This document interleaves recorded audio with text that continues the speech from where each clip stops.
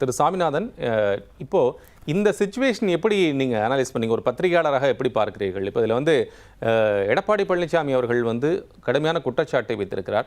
2 தினங்களுக்கு முன்னதாக முன்னாள் அமைச்சர் செந்தில் பாலாஜி அவர்கள் செய்தியாளர் சந்திப்பை நிகழ்த்தியிருந்தார். அது எல்லா பத்திரிகைகளும் மிக விரிவாக பிரசுரமாக இருக்குது. அதே போல் சமூக வலைகளிலும் இருக்கிறது. இதில் இப்போ அதே சமயம்னு தாவேக தரப்புக்கு கடுமையான குற்றச்சாட்டை உயர்நீதிமன்றம், சென்னை மாண்புமிகு உயர்நீதிமன்றம் வைத்திருக்கிறது. எப்படி புரிந்து கொள்ளலாம்? சென்னை உயர்நீதிமன்றம் இன்னைக்கு ரொம்ப கடுமையான விமர்சனங்களை முன் வச்சிருக்காங்க. தாவேகாக்கு தலைமைத்துவம் இருக்கா என்பது உள்ளிட்ட பல்வேறு கேள்விகள் கேட்டிருக்காங்க. இதுதான் சரியான ஒரு புரிதல் தாவேகா மீது. இன்னைக்கு தமிழக வெற்றி கழகம் என்பது தமிழக அரசியல் களத்துல ஒரு புது வரவு. அந்த வகையில நம்ம வரவேற்கிறோம். ஒரு புதிய இளைஞர்கள் சக்தியா வர்றாங்க, நிறைய கூட்டங்கள் அவர் பின்னாடி வருது. ஆனா என்னன்னா, ஒவ்வொரு மாவட்டத்திலும் பெரிய தலகர்த்தர்கள் இல்லாதவருடைய சிக்கல் தான் இந்த கட்சி இன்னைக்கு இவ்வளவு பெரிய சிக்கல்களை எதிர்கொண்டிருக்கு. அதுல ரொம்ப ரொம்ப முக்கியமா நீங்க பாத்தீங்கன்னா, அவங்க முதல்ல கொடுக்குறாங்க, அவங்க கொடுத்த அந்த ரிப்போர்ட்லயே 10,000 பேர் கலந்துக்குவாங்க அப்படின்னு கொடுக்குறாங்க. நான் அதான் தொடர்ச்சியா சொல்லிட்டு வரேன். கரூர் மாவட்டத்துல, கரூர் மாநகரத்துல மட்டுமே 6 சினிமா தியேட்டர் இருக்கு சார். ஒரு தியேட்டர்ல ஒரு காட்சியில 500 பேர் படம் பார்த்தாலே ஒரு நாள்ல 3000 பேர் முதல் நாள் காட்சி மட்டும் பார்ப்பாங்க. ஒரு மாவட்டம் ஃபுல்லா சேர்த்து நீங்க பாத்தீங்கன்னா முதல் நாள் காட்சி மட்டும் விஜய் படத்தை 15,000 பேர் பார்க்கறாங்க. விஜய் படத்தையே 15,000 பேர் பாக்குறப்ப விஜய் வரும்போது 10,000 பேர் தான் வருவாங்க அப்படின்னு சொல்றது முதல்ல தாவேகாக்கு அரசியல் புரிதலே இல்ல அப்படிங்கறதுடைய ஒரு வெளிப்பாடு. அது ஒரு பக்கம். இன்னொன்று, தாவேகா தான் புதிய கட்சி. தமிழக காவல்துறை அப்படி இல்ல. கிட்டத்தட்ட நீங்க தொடர்ச்சியா திமுக ஆட்சியிலும் சரி, அதிமுக ஆட்சியிலும் சரி, நீண்ட நெடிய அரசியல் அனுபவத்தோட அவர்கள் களத்தை பார்த்திருக்காங்க. சாதாரணமா நீங்க ஒரு கனெக்டட் ஆர்ப்பாட்டமா இருந்தா கூட அதுல எத்தனை பேர் கலந்துக்குவாங்க, அதுல எந்தெந்த சமூகத்துல இருந்து கலந்துக்குவாங்கன்னா உள்ள அரசியல் ஆழமா எடுக்கக்கூடிய அளவுக்கு உளவுத்துறையில, எஸ்பிசிஐடில போலீஸ் இருப்பாங்க. ஆனா தாவேகால மட்டும் 10,000 பேர் கலந்துக்குவாங்கன்னு சொன்னதை அப்படியே நம்புனாங்க அப்படின்னு சொல்றது தமிழக அரசோட தோல்வி. சோ இது 2 பேருக்குமே இந்த தோல்வியில மிக முக்கிய பங்களிப்பு இருக்கு. அதுல யாருக்கு கூடுதல் பங்களிப்பு இருக்குன்னா தாவேகாக்கு தான் இருக்கு. நீங்க காவல்துறையும் சரியா அதை டீல் பண்ணல. அதை விட மிக அடிப்படையான விஷயம் என்னன்னா, அங்க இயல்பாகவே செய்ய வேண்டிய விஷயங்களை கூட தமிழக வெற்றி கழகத்தினர் செய்யல. இப்ப இந்த இடத்துல என்னன்னா, அதிமுகவோ பாஜகவோட நீங்க விட்டுருங்க, அவங்க எங்கெல்லாம் அரசியல் லாபம் கிடைக்குதோ அங்கெல்லாம் ஸ்கோர் பண்றாங்க, அதற்காக வர்றாங்க. உங்க திமுக ஒரு எதிரியா நினைக்கிறாங்க, அதனால பண்றாங்க. பட் இப்ப இந்த எதிர்கட்சி அரசியல்ல எதிர்கட்சி தலைவராக இருக்கக்கூடிய எடப்பாடி பழனிசாமி அவர்கள் விஜய் பக்கம் இதுல நிக்கிறது அதிமுகவுக்கு பேராபத்துன்னு நான் நினைக்கிறேன். ஏன்னா இப்ப நீங்க அவங்க திமுக புதிய எதிரி, திமுகவை எதிர்க்கவே என்கிற புள்ளியில இருக்காரு. ஆனா அவர் இந்த இடத்துல எப்படி களமாடி இருக்கணும்னா, அண்ணன் பொங்கலூர் அண்ணன் இங்க இருக்காரு, நான் சொல்றேன் எப்படி களமாடி இருக்கணும்னா, விஜய் அவர்களுக்கு முதிர்ச்சி இல்ல, தமிழக அரசு சரியா செயல்படலன்னு களமாடி இருந்தாதான் அதிமுகவுக்கான இடம் இருந்திருக்கும். அது சொல்லி இருக்காரு. ஒருவேளை அவங்க கூட்டணி வருவாங்க அப்படிங்கிறதுக்காக அனுசரணையா களமாடுனா இல்ல திரு சாமிநாதன், திரு சாமிநாதன் அவர் அதை சொல்லி இருக்கிறாரு. இப்ப என்னன்னா, ஒவ்வொரு கட்சியினுடைய தலைவரும் தன்னுடைய கட்சி, இப்போ அரசாங்கமே நீங்கள் வர்ற காவல்துறையை உங்களுக்கு சரியான விதத்தில் சரியான இடத்த கொடுக்கல, சரியான பாதுகாப்பு போடலை அப்படின்னு சொல்லி நீங்கள் நினச்சிங்கன்னா, அந்த கட்சியுடைய தலைவர் தான் அங்கே இருக்கக்கூடிய எத்தனை பேர் வர்றாங்க, அவங்களுடைய பாதுகாப்பு இருக்குங்கிறதுக்கான நேற்று பாப்பி ரெட்டிபேட்டில் பேசும்போது கூட அதை சொன்னாருங்களே. ஆனா அது அழுத்தமாக அது கீழே போய் சேரலங்க. அது ஒரு பெரிய அழுத்தமா அவருடைய அந்த விஷயங்கள் எல்லாமே திமுக அரசுக்கு எதிராக அவர் பேசுறது மாதிரியான தோற்றம் வருது. நீங்க அவர் விஜய் கிட்ட ஒரு சாஃப்ட் கார்னர்ல தானே டீல் பண்ற மாதிரியே தொடர்ச்சியா தெரியுது. அவர் விஜய் பெயரை கூட நேரடியா சொல்லாம அரசியல் கட்சி தலைவர்களுக்கு பொறுப்பு இருக்குன்னு தானே சொல்றாரு. சோ அந்த இடம் தான் நான் சொல்றேன். அந்த இடம் விஜய் அவர்களுக்கு ஒரு மாச கிரியேட் பண்ணிடும். டிஎம்கே வெர்சஸ் டிவிகே என்பதை இவங்களே களமா வச்சு கொடுக்குற மாதிரி ஆயிரும். பிஜேபிக்கு அதுல லாபம் இருக்கு. பிஜேபிக்கு என்ன லாபம்னா, திமுகவை வீழ்த்துவதற்கான அஸ்திரங்களா அவங்க அதை பயன்படுத்துறதுக்கான ஒரு வாய்ப்பு இருக்கு. ஆனா இன்னைக்கு நீதிமன்றம் ரொம்ப சரியா கண்டித்திருக்கிறது. இதுல ரொம்ப ரொம்ப கண்டிக்க வேண்டிய இடத்துல விஜய் அவர்கள் இருக்காரு. ஏன்னா ஒரு பெரிய கூட்டம் வருது. அவரு அந்த கூட்டத்துல கரூர்ல இவ்வளவு சிக்கல் ஏற்படுகிற பொழுது கூட அவரு சேஃபா மெட்ராஸ் போய் உட்கார்ந்துக்கிறாரு. ஒரு 3 நாட்கள் கழித்து அவர் வெளியிடுறாரு. இதுல நீங்க களத்துல செந்தில் பாலாஜி மட்டும் இல்ல, அதிமுகவோட முன்னாள் அமைச்சர் விஜயபாஸ்கர் போய் நிக்கிறாரு, எடப்பாடி பழனிசாமி அவர்கள் போயிடுறாரு, சிஎம் முந்தின நாள் அன்றை சம்பாண்டு இரவே சிஎம் போறாரு. பட் ஏன் இந்த விஜய் கட்சியினுடைய எந்த நிர்வாகிகளுமே ஒரு ஆர்வம் காட்டல? இன்னொன்று, ஒரு துக்க நிகழ்வு நடந்துச்சுன்னா கொடிக்கம்பத்தை அரை கம்பத்துல பறக்க விடுவாங்க. அந்த கட்சியினுடைய கொடிய தமிழக வெற்றி கழகத்தினுடைய எல்லா மாவட்ட கொடிக்கம்பங்களும் இந்த புதுசா தான் பறக்குது. முழு கொடிக்கம்பத்துலதான் ஏற்றிருக்காங்க. ஆயுத பூஜைக்கு அதே வாகனத்துக்கு பூஜை போடுறாங்க. இவர்களுக்கு அரசியல் புரிதல் இருக்கா அப்படிங்கறதே ஒரு பெரிய சந்தேகமாக இருக்கிறது. பட் இது எல்லாத்தையும் கடந்து விஜய் அவர்கள் கத்துக்கணும், அரசியல் முதல்ல கத்துக்கணும். அவருக்கு முதல்ல அரசியல் தெளிவு இருக்கணும். ஏன்னா ஒரு பெரிய கூட்டம் அவர் பின்னாடி இருக்கு. இந்த கூட்டத்தை அவர் சரியாக வழிநடத்தாவிட்டால் அது ஒரு பெரிய ஆபத்தா எதிர்கால தலைமுறைக்கு முடிஞ்சிடும். பட் இன்னைக்கு திமுகவுக்கு மாற்று, அதிமுகவுக்கு மாற்று என்கிற அடிப்படையில தமிழக வெற்றி கழகம் வந்து உள்ள வருது. இளைஞர்கள் வர்றாங்க. பட் அந்த இளைஞர்களை ஒருமுகப்படுத்த வேண்டிய, ஒழுங்குபடுத்த வேண்டிய இடத்துல விஜய் தான் இருக்காரு. அதான் இன்னைக்கு நீதிமன்றத்தினுடைய வார்த்தையிலிருந்து நமக்கு விஜய் அவர்கள் புரிந்து கொள்ள வேண்டிய விஷயம் நிறைய இருக்கு. அது அப்படிதான் நான் அந்த புள்ளியை பார்க்கிறேன். சாமிநாதன், இதுல வந்து இன்னொரு விஷயம் என்னன்னா, காழ்ப்புணர்வோட இந்த விஷயத்தை அணுகிறார்கள் எதிர்க்கட்சி. திரு செந்தில் பாலாஜி அவர்களுடைய பிரஸ் மீட்லேயே நீங்களே பார்த்துருக்கலாம். மீண்டும் மீண்டும் அவர் சொல்வது, நான் குற்றச்சாட்டா இதை சொல்லலை, நான் வந்து அவங்க தவறு செஞ்சிட்டாங்கன்னு நான் இதை சொல்லலை, ஆனால் இதை கற்றுக்கணும், இதுக்கு மேலே வரக்கூடிய இடத்துல இதில் போயிட முடியாது அப்படின்னு அந்த இடத்தை நோக்கி நகர்கிறார்கள்.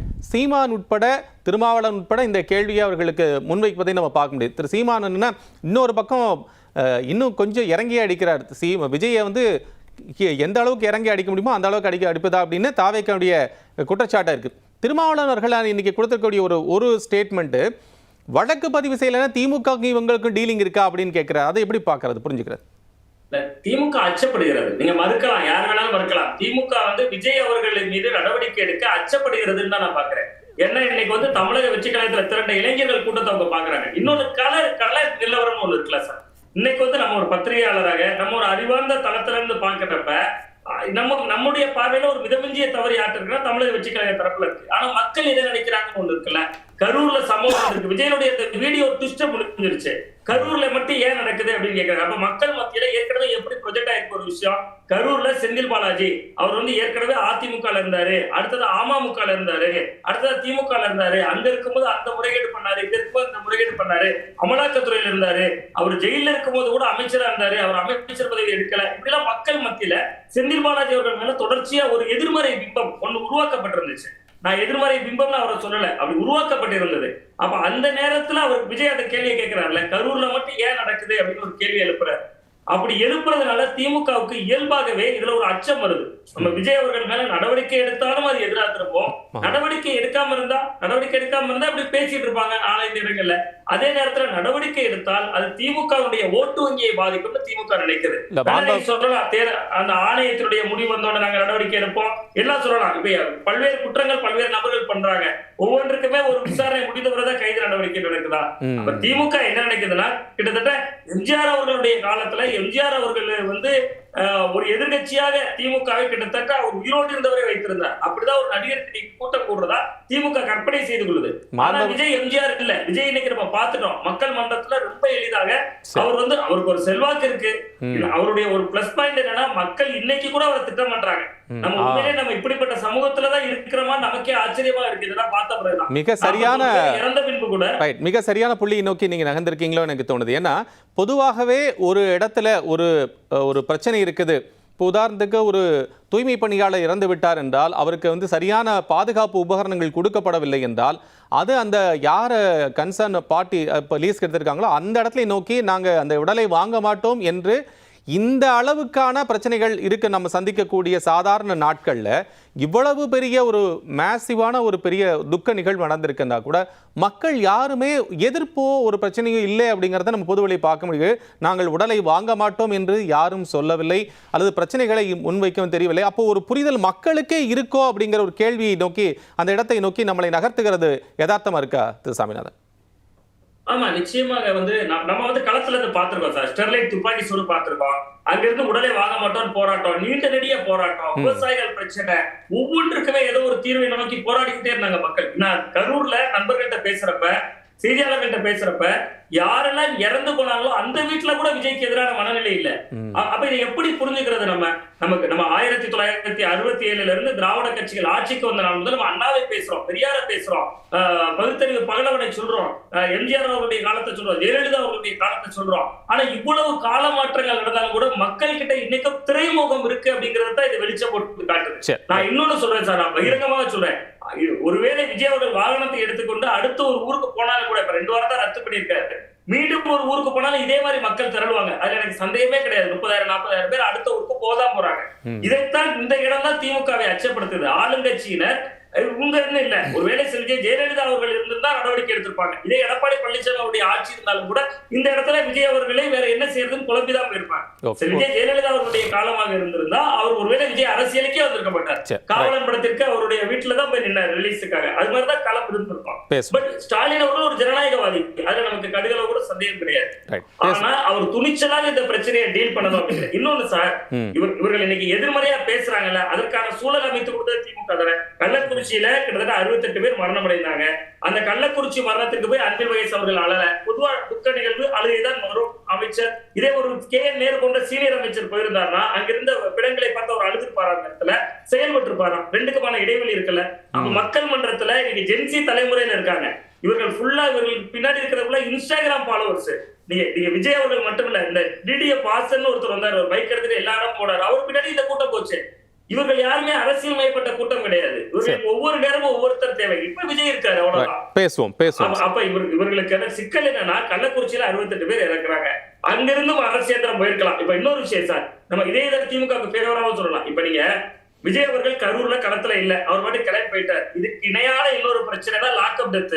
அஜித்குமார் மரணம் அடைகிறாரு. இதே முதல்வர் அவர்கள் உடனடியா போன் போட்டாது பேசுறாருல, சாரிமான்னு கேட்கிறாருல. அது அரசு தரப்பு தவறா இருந்தாலும் கூட அஜித்குமார் வீட்டிற்கே போன் செய்து ஒரு தமிழக முதல்வர் மு.க. ஸ்டாலின் அவர்கள் ரொம்ப சாரிமா, தெரியாம நடந்துருச்சுமா, ஏதோ நடந்துருச்சுமான்னு அவர் பேசுறாரு. அந்த குறைந்தபட்ச அறம் கூட விஜய் அவர்கள்ட்ட இல்லையே. ஏன்னா விஜய் அவர்களை களத்துல இருந்து பாத்திருக்கேன் சார். நான் ஸ்டெர்லைட் பிரச்சனையின் போது தூத்துக்குடியில டியூட்டி பார்த்தேன்.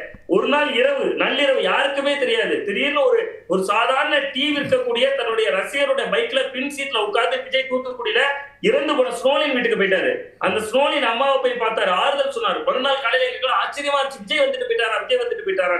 அப்ப எங்கிருந்தோ ஒரு பாதிப்பு வருகிற பொழுது விஜயால் போக முடியுது. தானே ஒரு பாதிப்பை ஏற்படுத்துகிற பொழுது விலகி நின்றுதான் பாப்பாருங்கிறது உண்மையிலே ஒரு அரசியல் அபத்தம். பட் அவர் இப்பதான் களத்துக்கு வந்திருக்காரு, அவரை ரொம்ப விமர்சிக்க வரும்போது அவர் கற்றுக்கொள்ள வேண்டும் தமிழக அரசியல் பாதிப்பு. இந்த விஷயத்தை பொறுத்த வரைக்கும் விஜய் அவர்கள் ஒரு புதுவர். அவர் இப்பதான் முதல் முறையா வந்திருக்கிறார். அதனால அவருக்குமே களம் தெரியல, எப்படி ஒரு வடிவமைப்பு செய்யணும் என்பது உள்ளிட்ட பல்வேறு விஷயங்கள் தெரியல. இன்னொன்று தமிழக காவல்துறையினுடைய தவறு, அவர்களும் சரியா இதை டீல் பண்ணல அப்படின்னு பாக்குறேன். அதே நேரத்துல மிக மிக முக்கியமா செந்தில் பாலாஜி விவகாரம் பத்தி எல்லாரும் பேசுறாங்க சார். அது புறச்சொலியிலேயே கலைஞர் அவர்களே அவருக்கு எதிராக எழுதியிருக்காரு, கட்டுரையெல்லாம் எழுதியிருக்காரு. அது அரசியல் அதுதானே. யார் வந்தா என்ன, அரசியல் என்பது ஒரு நீடித்த நிலைத்த தன்மை கொண்டது. வெற்றி பெறணும் என்பது மட்டும்தான் அதுல பயனர். இந்த கட்சியில அந்த கட்சிக்கு போக கூடாது, தூக்கக்கூடாது, இருக்கக்கூடாது என்பதில்ல. சாமபேத தான தண்ட தர்மம் எதை வேணுமோ ஃபாலோ பண்ணலாம். வெற்றி என்பது மட்டும்தான் அரசியலுக்கு. அதனால அதுக்குள்ள நம்ம விமர்சிப்பதற்கு ஒன்றுமில்லை அப்படின்னு தான் பாக்குறேன். இன்னைக்கு நம்ம தெரிந்து கொள்ள வேண்டிய மிக முக்கியமான செய்தி, நீதிமன்றம் கொடுத்திருக்கக்கூடிய ஒரு வழிகாட்டல். இனிமேலாவது இது போன்ற சம்பவங்கள் நடக்காமல் இருக்க தமிழக வெற்றி கழகமும் தன்னை மறுபரிசீலனை பண்ணணும். அதே நேரத்துல ஆளும் கட்சியும் தனக்கான போராட்டங்கள்னு மட்டும் இல்லாம எந்த விதமான போராட்டங்கள் நடந்தாலும் அதை ஒரே கண்ணோட்டத்துல அணுகணும் அப்படின்னு புரிந்து கொள்ள வேண்டியது.